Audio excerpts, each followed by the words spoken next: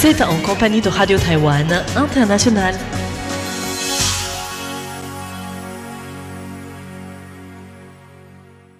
Bonjour à toutes et à tous et bienvenue sur Radio Taïwan International. C'est Sasa qui vous accueille pour vous présenter le programme de ce jeudi 14 août 2025. Tout d'abord, Lisa Dufaux vous présentera l'actualité taïwanaise du jour. Je vous rejoindrai ensuite pour le décryptage de la rédaction consacré aujourd'hui aux faces cachées des énergies vertes à Taïwan. Dans l'émission Taïwan en ébullition, François-Xavier Boulet vous parlera d'une recherche en biologie cellulaire au service de la santé. Et enfin, pour celles et ceux qui nous écoutent sur Internet, dans Graines de Business, Valentin Floquet vous parlera de Vayin AI, la start-up qui lutte contre les hallucinations de l'intelligence artificielle. Mais avant ce programme, je vous laisse en compagnie de Lisa Dufaux qui vous présente les actualités taïwanaises, dont voici les grands titres. Le gouvernement approuve un projet de résilience économique et sociale faisant passer le budget à 590 milliards de dollars taïwanais.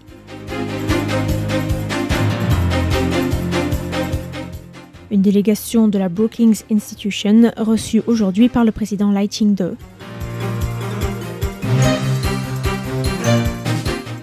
Lin Jialong affirme que l'incident diplomatique entre Pékin et Tokyo n'affectera pas les relations avec le Japon.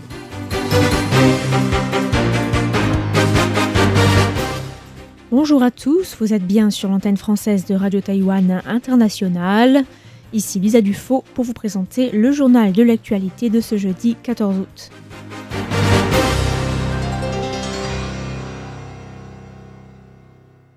Le gouvernement a approuvé aujourd'hui en Conseil des ministres le projet d'amendement au règlement spécial sur la résilience, portant le budget total de financement à 590 milliards de dollars taïwanais, soit 16,8 milliards d'euros, ce qui correspond à 45 milliards de dollars taïwanais de plus que le projet initial. Le texte, qui doit désormais être adopté par le Parlement, comprend notamment 150 milliards de dollars taïwanais pour la résilience de la sécurité nationale, 93 milliards pour le soutien économique en réponse à la nouvelle politique tarifaire américaine ou encore 67 milliards pour l'aide sociale. Ce budget comprend également 235 milliards de dollars taïwanais, soit 6,7 milliards d'euros, pour la distribution générale de 10 000 dollars taïwanais, une enveloppe de 285 € à chaque Taïwanais, une mesure initiée par le Parlement dominé par l'opposition. Une délégation de la Brookings Institution, un groupe de réflexion américain basé à Washington, a été reçue aujourd'hui par le président Lai Ching-te. La délégation, qui comprend des universitaires et des spécialistes, est menée par le directeur du Centre sur la Chine, Ryan Haas, qui occupe également la chaire d'études taïwanaises au sein du think tank. Font également partie du voyage Philip Gordon, ancien conseiller à la sécurité nationale du vice-président américain, ainsi que Constance Stellenmuller, directrice du Centre sur l'Amérique et l'Europe au sein du groupe de réflexion.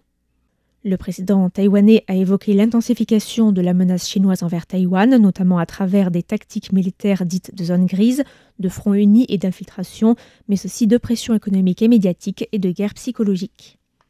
Lai Ching-te a aussi évoqué les discussions en cours avec Washington au sujet des droits de douane américains visant les produits d'exportation taïwanais. Il a affirmé que le pays était un centre indispensable dans la chaîne de valeur démocratique et dans la chaîne d'approvisionnement contournant la Chine, et que Taïwan espérait parvenir rapidement à un consensus avec les États-Unis afin de créer une situation, je cite, mutuellement bénéfique.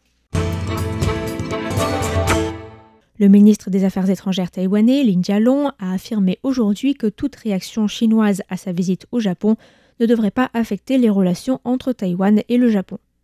Le ministre a réagi à des articles de certains médias japonais qui ont suggéré que la Chine aurait reporté la rencontre entre les ministres de l'agriculture des deux pays, prévue pour le 11 août, en raison de la visite effectuée par Lin Jialong au Japon fin juillet. Lin Jialong a affirmé qu'au vu des relations cordiales entre Taïwan et le Japon, il était tout à fait normal qu'il se rende à l'exposition universelle qui se tient cette année à Osaka et rencontre des amis japonais.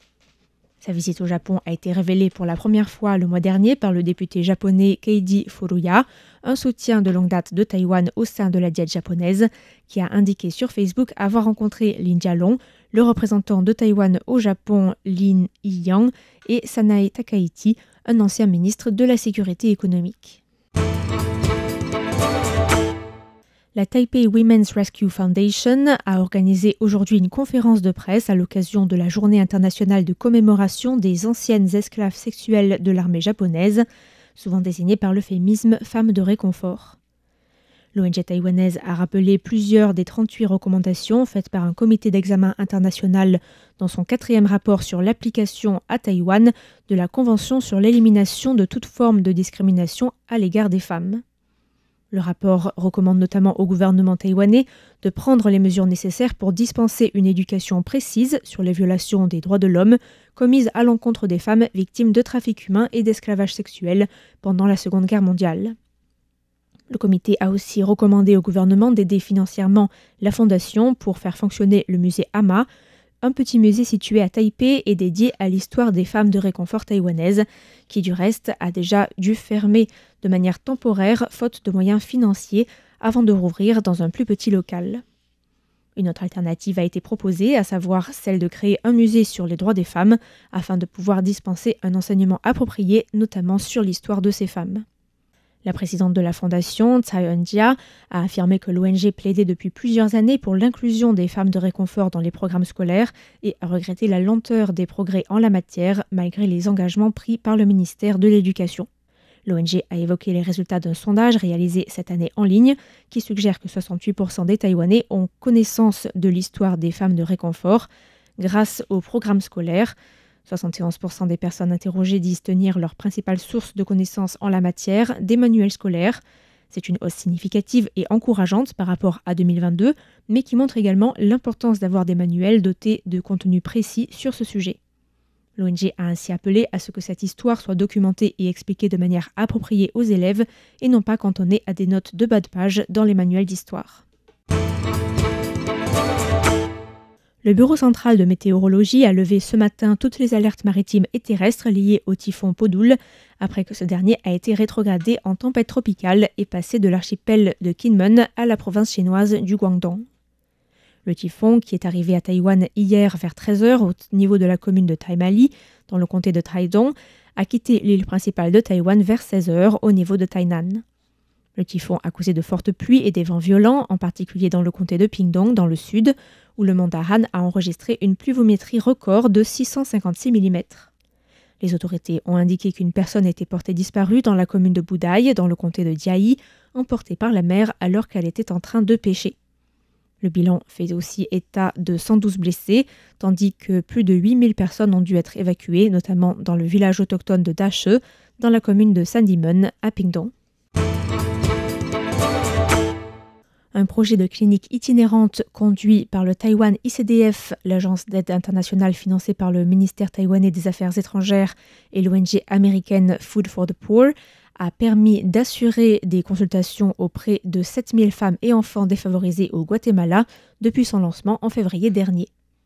Le projet, qui finance des cliniques itinérantes dans des zones rurales et montagneuses du Guatemala, un des alliés diplomatiques de Taïwan en Amérique centrale, vise à répondre aux besoins médicaux de familles pauvres de 3 provinces du Guatemala. Les cliniques fournissent des soins en obstétrique et en gynécologie, mais aussi des soins pédiatriques et dentaires, ainsi que des consultations en médecine générale. Le ministère du Travail a annoncé hier des mesures supplémentaires d'aide pour les travailleurs impactés par les droits de douane américains. Les travailleurs de 9 secteurs dont le temps de travail a été réduit pourront ainsi prétendre à une subvention mensuelle d'un montant maximal de 12 100 $ taïwanais, soit environ 345 €, avec un effet rétroactif remontant au 1er août pour une période de 6 mois. Le ministre du Travail, Rong Sun-han, a indiqué que les droits de douane pourraient affecter 42 000 travailleurs taïwanais, notamment dans les secteurs de l'automobile et de la manufacture de machines-outils. Rong Sun-han a affirmé que les nouvelles subventions visaient à empêcher les licenciements et que le nouveau programme permettrait de faire passer les revenus liés aux subventions de 50 à 70%. Ainsi s'achève le journal de l'actualité de ce jeudi 14 août qui vous était présenté par Lisa Dufaux. Merci à tous pour votre écoute et à bientôt sur Radio Taïwan International.